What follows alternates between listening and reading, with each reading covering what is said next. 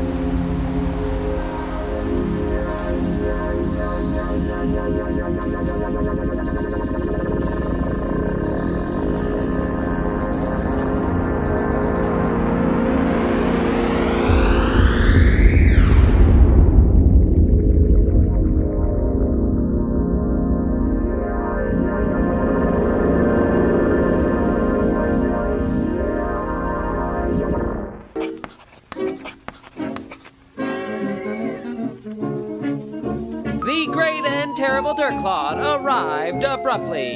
It was all smashing, crashing, bashing through a great angry sky. And then he found himself in the ground. And he got up, and he looked about, and he gave a shout. Only to be answered by the echoes of his own cry as it caranged off the edges of the earth. He considered this absence of information, and it made him kind of glum. He sat there twiddling his thumbs, all alone. His hide began to itch, and he scratched it. A series of fleas falling, disturbed and perturbed, and they landed on the flat ground, and they began to roam around. He sneezed, and some boogies flew out to catch flight, becoming creatures to claim the sky. He looked at his new neighbors and felt bad. They didn't have anything to run and fly around in. So, he picked out some jam from between his toes, and he spread it on the ground, where it put down new roots and began to grow.